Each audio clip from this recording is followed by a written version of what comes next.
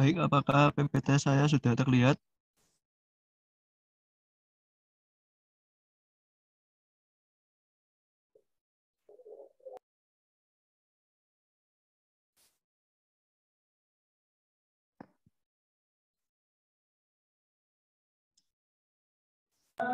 Sudah. Assalamualaikum warahmatullahi wabarakatuh.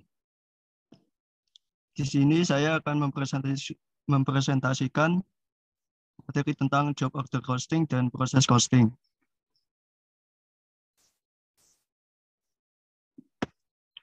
Pengertian job order costing.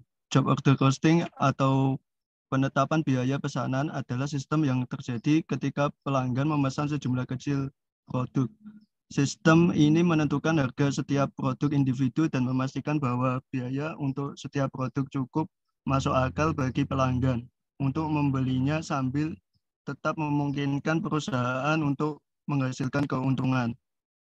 Job order costing adalah suatu biaya berdasarkan pesanan dengan menggunakan metode perhitungan biaya produksi atas semua pesanan yang akan dikumpulkan.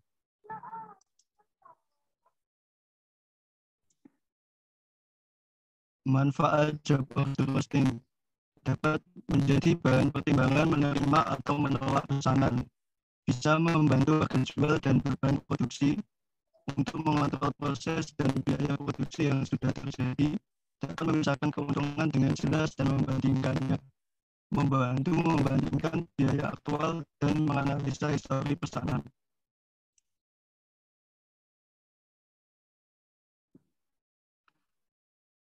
Cara menghitung job order costing. Yang pertama, mengklasifikasi pekerjaan berdasarkan biaya, menentukan biaya produksi, memilih alokasi biaya, menentukan biaya tidak langsung dan tarif biaya, lakukanlah perhitungan total biaya yang dialokasikan.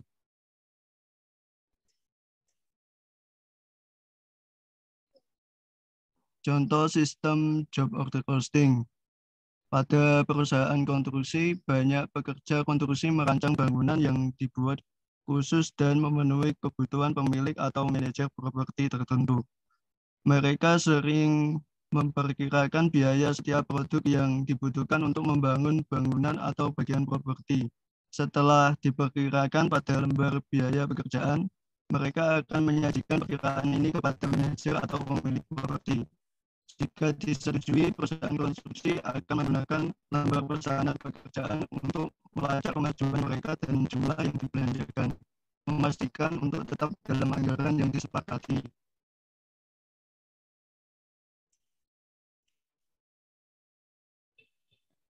Proses costing.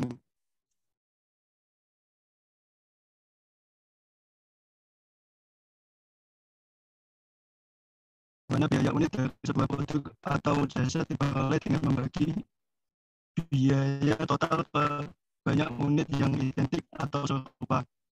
Proses costing adalah suatu metode yang mampu mengidentifikasi berbagai biaya spesifik yang terdapat di dalam komponen biaya produksi untuk setiap proses pengolahan bahan baku menjadi suatu produk matang. Masing-masing unit menerima jumlah yang sama dari biaya bahan baku, biaya tenaga kerja langsung, dan overhead manufaktur. Biaya unit diperoleh dengan membagi biaya total yang dikeluarkan dengan jumlah unit output dari proses produksi. Jenis proses costing, yang pertama metode rata-rata tertimbang, yang kedua biaya standar, yang ketiga first in first out. Pertama, metode rata-rata tertimbang. Biaya aktual yang dibagi rata-rata tertimbang produk pada produksi selama 1 tahun. Perhitungan tersebut lebih sederhana daripada metode lainnya. Rata-rata tertimbang unit adalah penjumlahan pada produk berdasarkan tarif dan juga kuantitas per unit produk.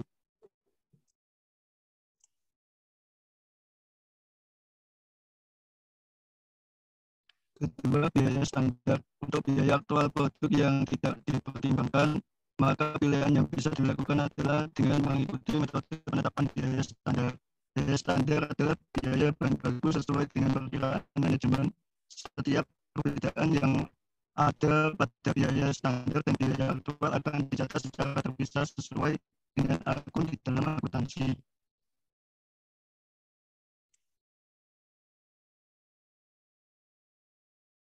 Ketiga, first in, first out.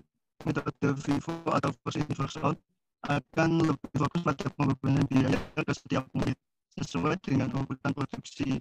Produk yang dibuat pertama kali akan dikenakan biaya terlebih dahulu, lalu kemudian akan menjadi produk pertama yang dikirim atau dikeluarkan. Tujuan proses costing. Tujuan utama proses costing adalah agar bisa membebankan semua biaya yang sudah terjadi pada departemen, yang mana nantinya biaya tersebut akan diakumulasikan per departemen, dan biaya per unitnya akan dihitung dengan membagi antara total biaya dengan unit ekuivalen yang sudah berhasil dibuat. Selain itu, proses costing juga sangat berguna untuk membuat laporan biaya pokok produksi pada setiap produk departemen perusahaan dengan melakukan teknik pengumpulan dan juga pengisaran total biaya yang terjadi pada setiap akhir periode akuntansi.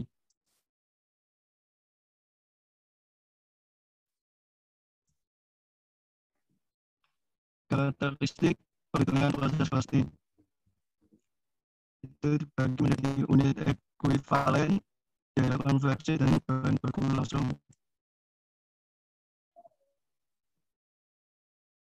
Unit ekuivalen adalah jumlah unit selesai yang sama ataupun serupa yang sudah bisa dihasilkan dengan berdasarkan jumlah pekerjaan yang benar-benar dilakukan atas berbagai unit produk yang sudah selesai ataupun yang selesai sebagian. Namun, unit ekuivalen berbeda dengan unit lainnya secara fisik. Manufaktur mempunyai produk selesai pada akhir periode akuntansi. Berdasarkan sistem perhitungan proses costing, unit produk yang baru saja selesai sebagian tersebut bisa dengan mudah ditangani karena biaya pesanannya sudah tersedia di kartu biaya pesanan. Tapi pada sistem perhitungan proses costing, biaya produk untuk setiap unit produk yang sudah selesai sebagian tidak tersedia.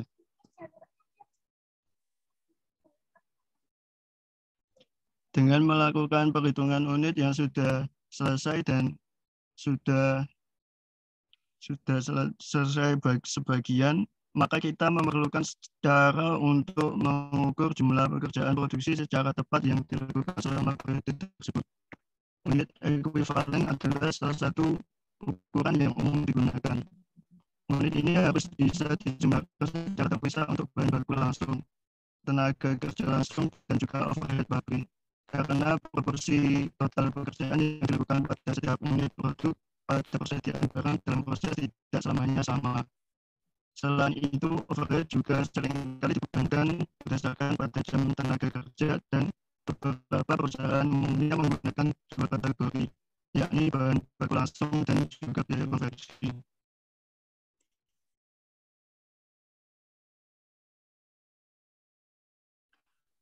Biaya konversi.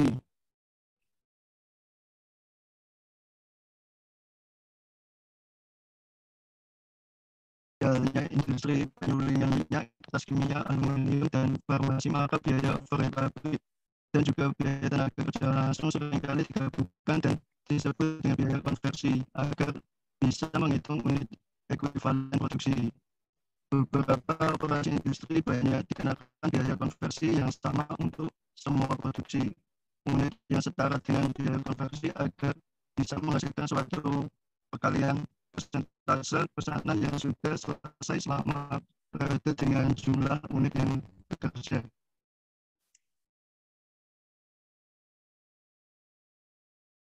Bahan baku langsung bisa ditambahkan pada setiap titik produksi yang berlainan atau secara terus-menerus selama produksi berlangsung. Bila bahan baku yang ditambahkan tersebut menggunakan proporsi yang sama untuk digunakan dalam menghitung produk yang setara dengan bahan langsung, maka sama dengan proporsi biaya konversi. Tapi jika bahan tersebut ditambahkan sekaligus, maka proporsi yang digunakan dalam perhitungan akan tergantung pada titik proses yang mana bahan yang ditambahkan sudah tercapai.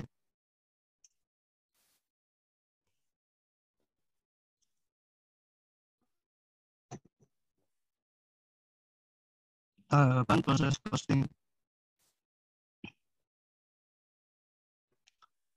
Konversi biaya persediaan. Tahap kedua dalam menghitung proses costing adalah dengan cara mengubah setiap persediaan dalam proses pada akhir berakuntansi menjadi satu unit yang sama. Misalnya bila PT ABC membuat MOSFET dan menetapkan 4.200 pieces dalam proses di akhir periode akuntansinya, dan setiap MOSFET ini 50% sudah selesai, maka PT ABC akan menganggap bahwa inventaris tersebut sama dengan 2.100 MOSFET yang dibuat.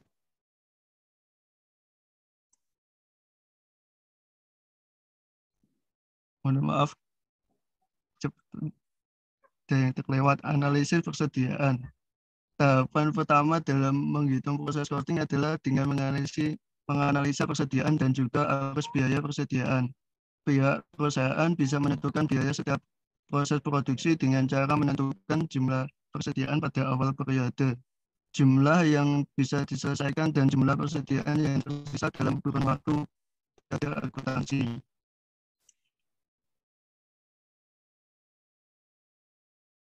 Konversi biaya persediaan. Tahap kedua dalam menghitung proses costing adalah dengan cara mengubah setiap persediaan dalam proses pada akhir periode akuntansi menjadi satu unit yang sama.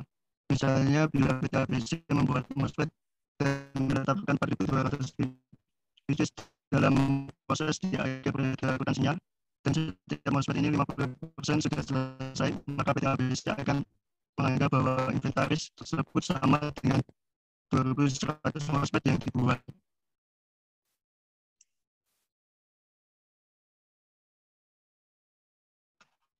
Hitung biaya yang berlaku. Lalu setelah selesai mengubah persediaan menjadi jumlah yang setara dalam unit yang diproduksi, maka selanjutnya adalah dengan menghitung total biaya. Jumlah ini lalu diterapkan antara persediaan yang sudah selesai dan persediaan yang tersisa dalam proses. Biaya produksi tidak langsung dan langsung ini mencakup biaya persediaan pada periode awal dan juga biaya yang sudah digunakan selama periode tersebut berlangsung.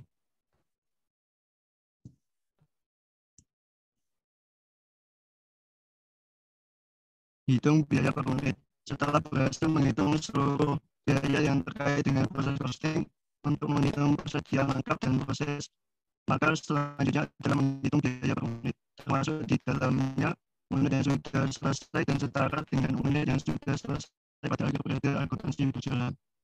Misalnya PT ABC memproduksi MOSFET, perusahaan tersebut lantas menyelesaikan 3.000 pembuatan MOSFET dan membiarkan 2.000 MOSFET dalam 50% produk proses jadi, sehingga PT ABC akan membagi biayanya menjadi 4.000.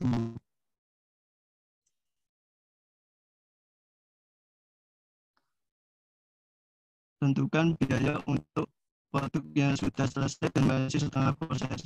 Dalam tahap terakhir ini, perusahaan harus bisa memisahkan biaya dengan cara mengalokasikan jumlah yang sesuai pada jumlah produk yang sudah selesai, serta pada persediaan yang dianggap masih dalam proses pada akhir periode akuntansi.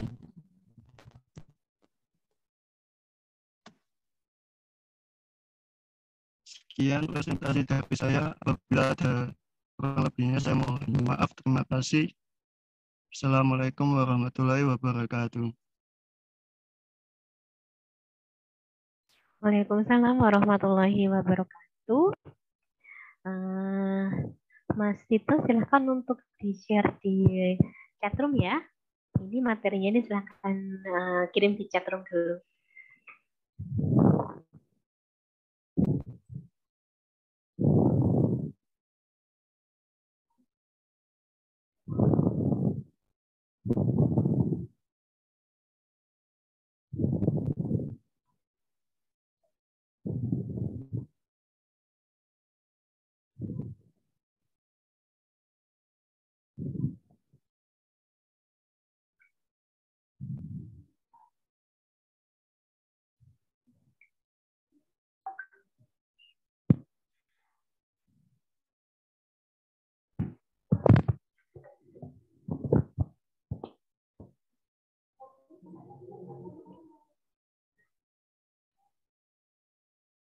Oke,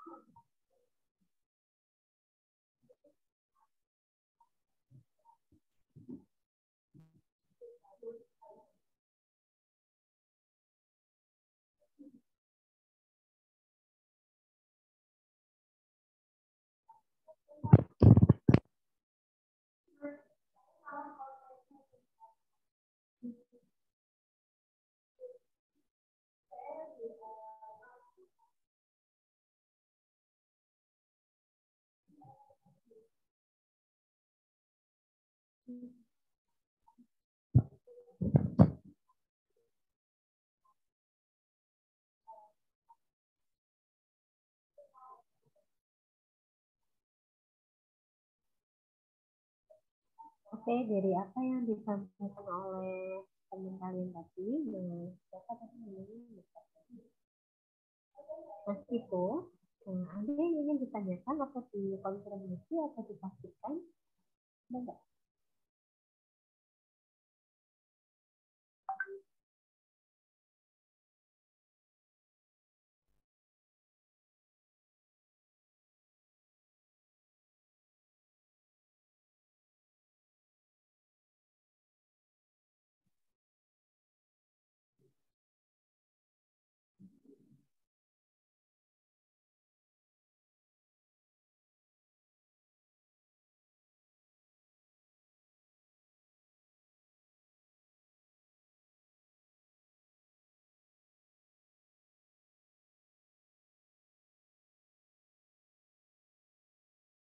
Ya ada.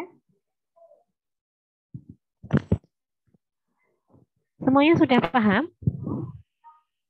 Masa sih? Aku bisa ya?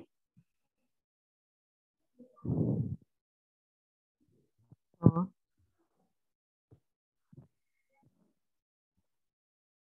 Gimana? Nggak ada yang ditanyakan? Semuanya paham ya? Jadi nanti selama kurang lebih 1 semester ke depan kita akan mengerjakan 2 kasus gitu ya. Kasus yang pertama nanti mungkin lebih cenderung ke COC, kasus yang kedua nanti cenderung ke proses costing.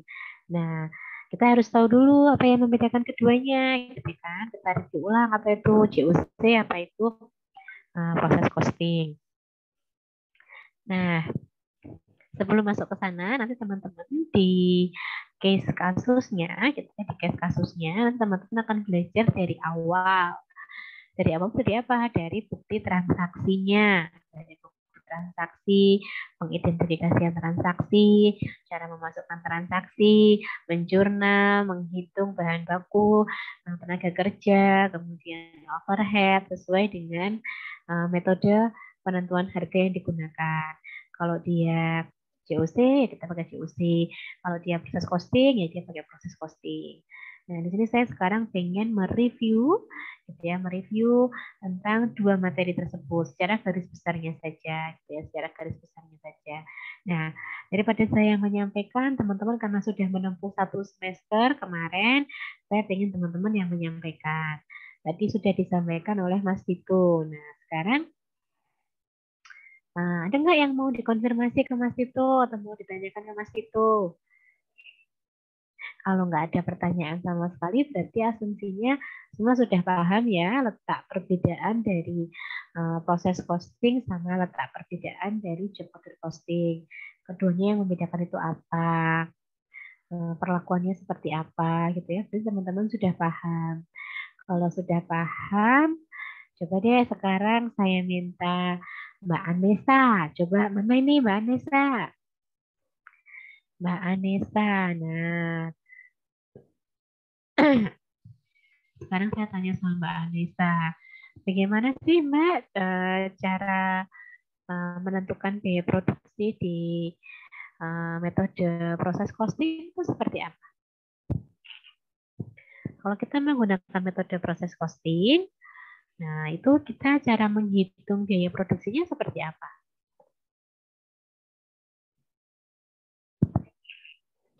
Iya, Bu.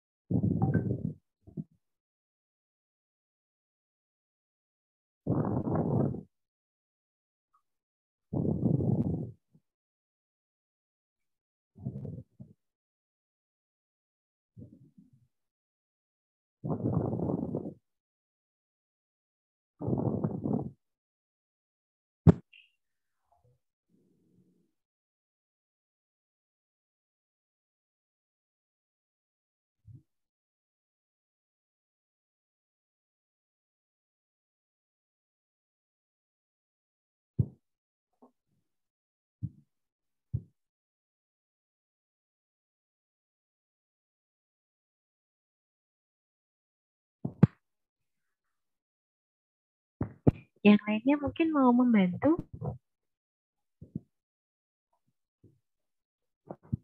Mohon maaf, Bu, kalau salah bagaimana? Oh ya nggak apa-apa, namanya belajar. Kita loh bukan nabi.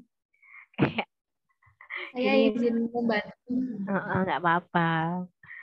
Kayak pertanyaannya kayak, Bu saya boleh nggak nangis? Saya boleh nggak sedih gitu ya? Ini loh bukan ujian. Baru minggu kedua ya kan? Silahkan Mbak Alvina. Menggunakan metode rata-rata tertimbang dan juga metode FIFO. Cara menghitung.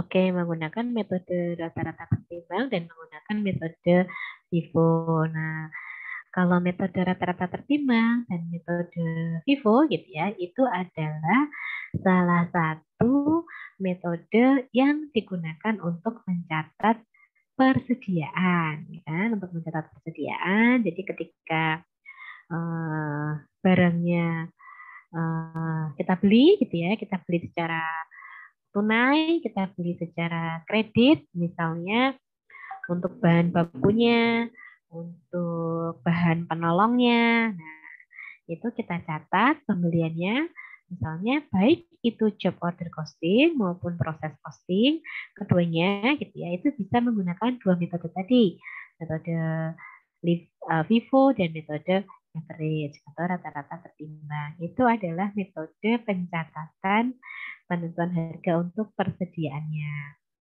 Nah, tapi bagaimana cara menentukan uh, biaya produksinya gitu ya? Untuk job order costing seperti apa? Untuk JOC-nya.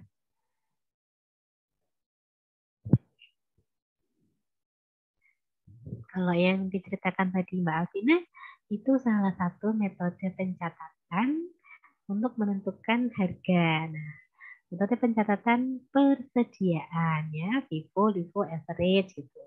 Nanti malah saya jadi nyambung tanyanya. Sekarang LIFO masih dipakai nggak LIFO? Enggak. Tidak. Kenapa kok nggak? Kenapa kok nggak dipakai?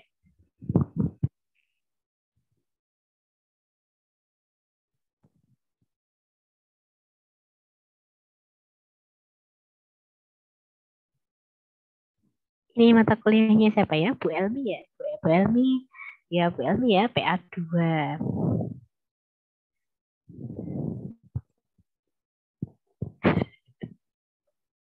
Ini konfirmasi dari Bu Elmi. Kenapa LIFO tidak dipakai? Ini langsung nyamut. Bu, belum sampai situ. Nanti dicari ya jawabannya. Kalau teman-teman bisa berkesimpulan bahwa metode pencatatan penentuan harga untuk persediaan tidak menggunakan LIFO lagi, itu karena apa? Nah, nanti silahkan, itu buat PR ya. PR. Sekarang balik lagi.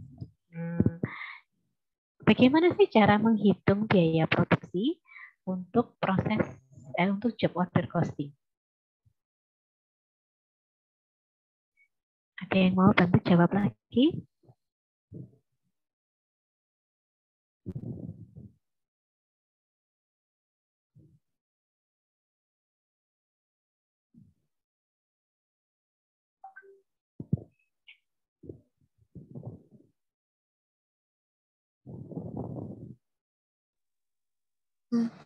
Menjawab. Ya. Untuk perhitungannya mungkin dengan menambahkan biaya bahan baku, biaya tenaga kerja, dan overhead untuk tiap-tiap pesanan. Nah, betul sekali. Jadi kita akan menghitung biaya produksi dengan mencari tahu berapa biaya bahan bakunya, tenaga kerja langsungnya, dan berapa biaya overhead pabriknya. Nah, kalau itu kita sudah tahu, apa yang membedakan antara job order costing dengan proses costing?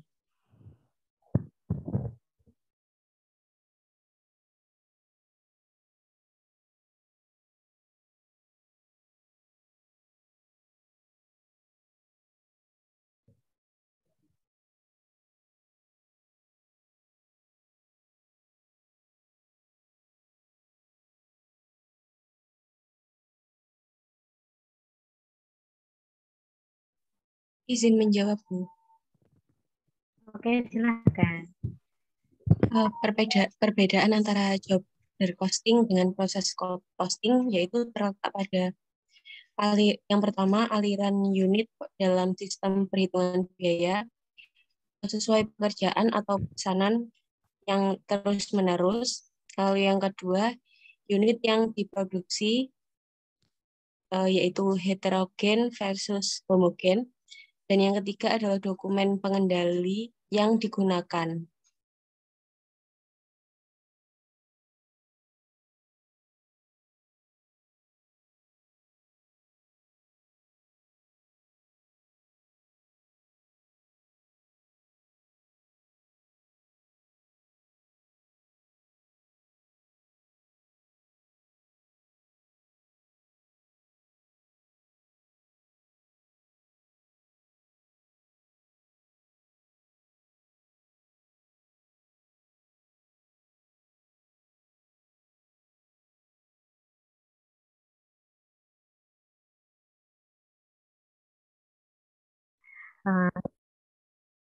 Saya lanjutkan sebentar.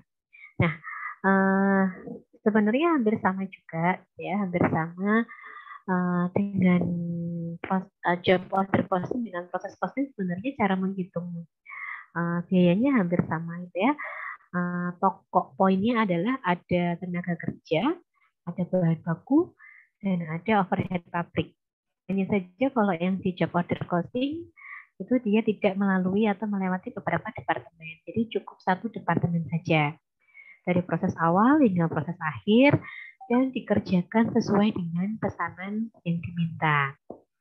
Ya, sesuai dengan yang diminta. Jadi ketika ada pesanan berarti baru dikerjakan. Sedangkan untuk proses costing gitu ya, untuk proses costing dia mass production, diproduksi secara massal, diproduksi secara kontinu, terus-menerus, kemudian sifatnya lebih general, homogen. Sedangkan untuk yang JOC tadi, job order costing, dia ada customisasi, gitu ya. Jadi ada proses customnya. Kemudian kalau yang di proses costing, dia melalui beberapa departemen, sehingga lebih banyak nanti ada yang namanya barang dalam proses gitu ya, ketika dia belum jadi proses bahan mentah menjadi setengah jadi dan bahan jadi. Yang bahan jadi nanti dia diakui sebagai barang persediaan atau finished good gitu ya. Kalau yang setengah jadi atau barang dalam proses atau disebut sebagai work in process, gitu ya, WIP. Nah, kalau di yang JOC dia cenderung melalui satu proses saja. Jadi tidak akan melalui proses lanjutan dilanjutkan di departemen berikutnya. Jadi secara otomatisasi untuk yang JOC laporan biaya produksinya dia cenderung lebih mudah. Sedangkan untuk yang proses costing biaya produksinya laporan biaya produksinya dia per departemen. Sehingga tiap departemen itu dianggap sebagai pusat biaya. Nah, yang membedakan ada di situ. Nanti kemudian proses penjurnalannya gitu ya. Nanti kan kalau jurnal itu kan ada dibeli persediaan bahan baku secara cash, kontan misalnya. Berarti jurnal apa? Ya, kalau penjurnalan sebenarnya hampir sama, tapi nanti ketika masuk ke proses produksi, pengakuannya itu yang berbeda. Nah, pengakuannya apakah sudah diakui sebagai barang jadi atau tidak. Kemudian kalau yang di proses costing, dia ada persentase penyelesaian. Kemudian ada yang namanya unit ekuivalen, ya unit ekuivalen. Nah, kalau misalnya di JOC gitu ya, itu adalah seluruh biaya dibagi dengan jumlah yang dipesan. Nah, untuk mencari biaya per unitnya, seluruh komponen biaya berapa dibagi dengan jumlah unit yang dipesan. Berbeda halnya dengan yang proses costing. Yang proses costing berarti menghasilkan berapa, satu batch sekali produksi, satu kali unggahan proses produksi menghasilkan berapa unit barang yang diakui sebagai barang jadi. Ya, maka ada unit ekuivalen, persentase penyelesaian. Nah, nilainya berapa, ketemu satu unit itu harganya berapa. Nah, di situ letak perbedaannya. Kemudian nanti kita akan belajar menjurnal, jadi jurnal, menghitung bahan baku, tenaga kerja, overhead pabrik, kemudian menyajikannya kembali ke dalam laporan laba rugi, laporan biaya produksi, laporan laba rugi, baru ke arus kas, dan seterusnya sampai dengan laporan posisi keuangan. Nah, itu yang akan kita lakukan selama kurang lebih 1 semester.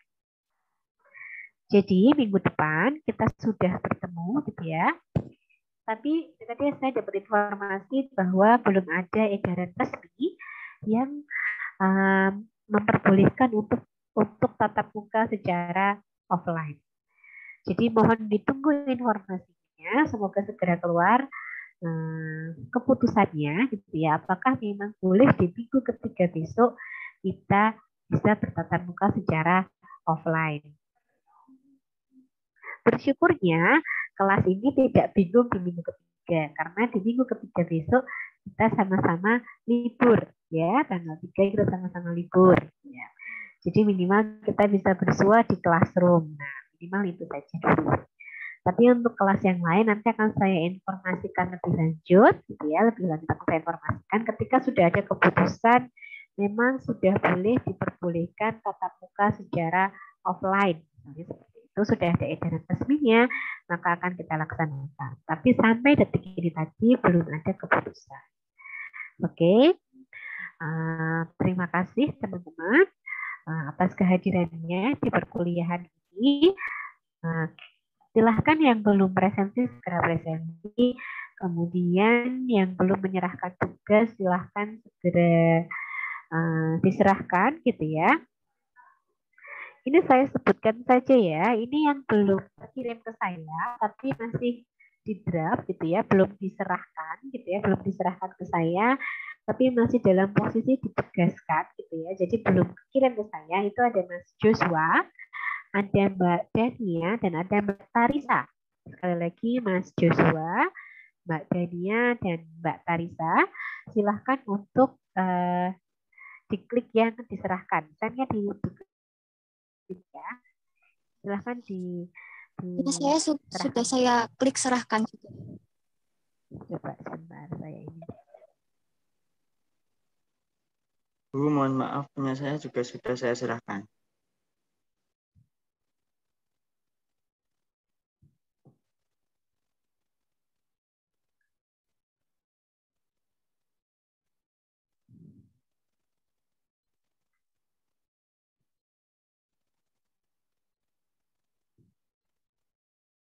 Sebenarnya saya nggak ingin buka ini ya, Jadi di sini masih ada nama Joshua, Dania, dan Tarisa.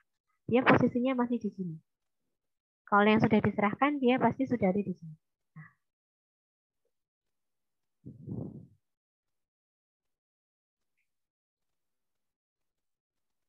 Yang ini belum, ini masih ke draft.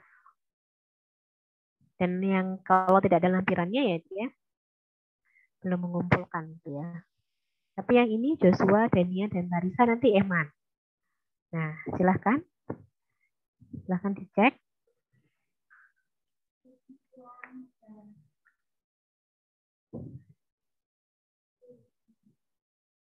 Silahkan dicek ya, dicek ulang. Nah, kalau ini mestinya seperti ini.